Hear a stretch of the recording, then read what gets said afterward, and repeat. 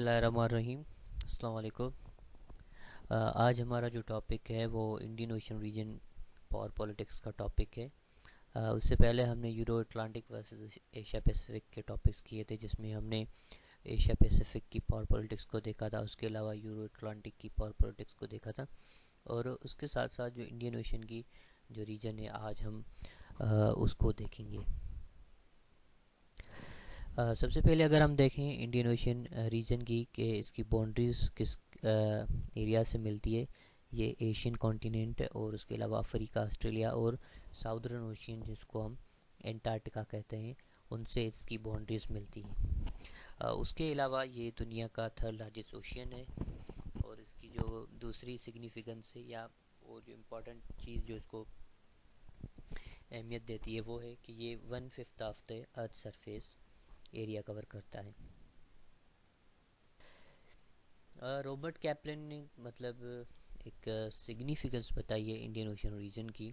उसके मुताबिक ये है कि it is the stage for 21st century global politics. उसके मुताबिक जो कि 21st सेंचुरी की ग्लोबल पॉलिटिक्स है उसका सेंटर इंडियन ओशन रीजन होगा। उसमें राइज ऑफ चाइना भी एक काज है, और उसके अलावा पाकिस्तान वर्सेस इंडिया, ये कश्मीर के इशू पे ये एक ग्लोबल पॉलिटिक्स का एक अहम इशू है।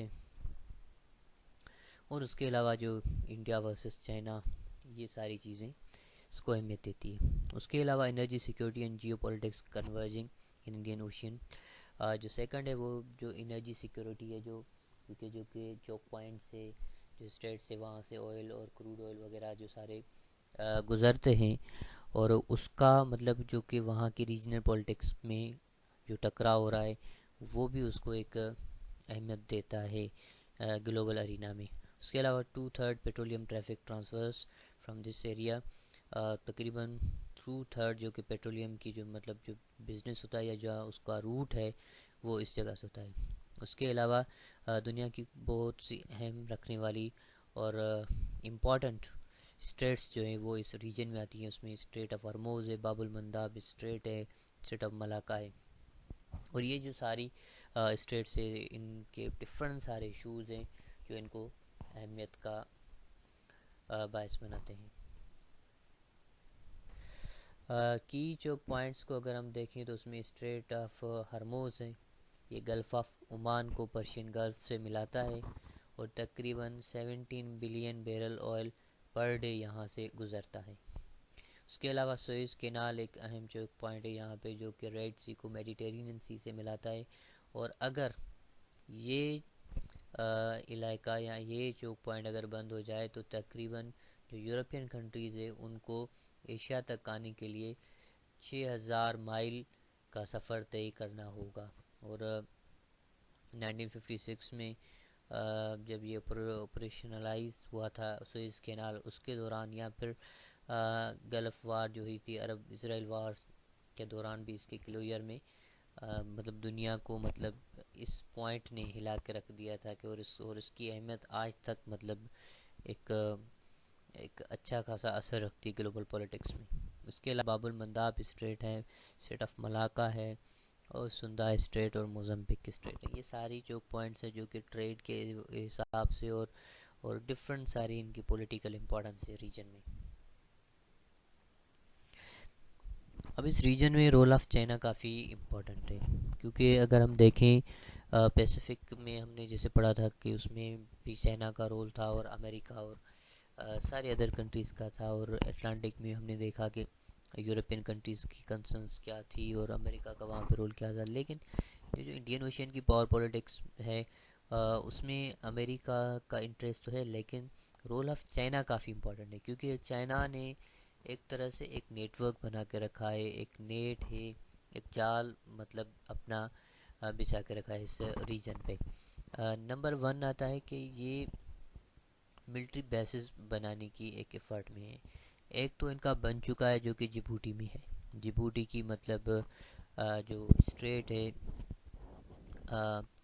बाबुल मंदाब से मतलब रिलेटेड उसके क्लोज ये मतलब उनका एक नेवल बेस है चाइना का। और मोस्ट प्रोबेबल ये है सी पैक में भी चाइना अपनी नेवी खड़ी करेगा, और दैट वुड बी क्वाइट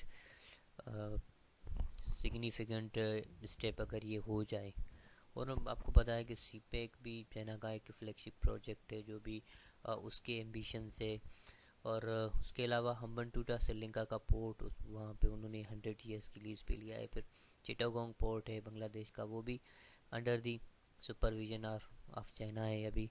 और फिर BRI, belt and road initiative, ये तो चाइना का एक पुराना सिल्क रूट का ख्वाब है, जो ये जो सारे मतलब एफर्ट्स है, चाहे सीपेक हो या फिर ये जो नेवल बेसिस बना रहा है, उसका मतलब अल्टीमेट गोल ये है कि वो अपना बेल्ट एंड रोड इनिशिएटिव पूरा करना चाहता है। मतलब अपना थ्रू सी, रोड, ये सारा सिस्टम ये एक करके ग्लोबल चैम्पियन ऑफ ट्रेड बनना चाहता है। अब थ्रेट तो इंडियन ओशन रीजन हम देखें तो एक तो मिलिट्राइजेशन का है, कि जैसे ही कंट्रीज आमने सामने आ रही हैं, और रिसेंटली हमने देखा भी था इंडिया और चाइना की जो क्लेश है, तो ऑब्वियसली अगर लैंड पे क्लेश है तो वो डायरेक्टली या इनडायरेक्टली वो सी में भी जाएगी। फिर उसके अलावा एक्स्ट्रा रीजनल फोर्सेस का भी एक मसला हो जाता है, क्योंकि अगर चाइना कोई भी एक्टिविटी करेगा तो उसके काउंटर में US would be there and India would be there.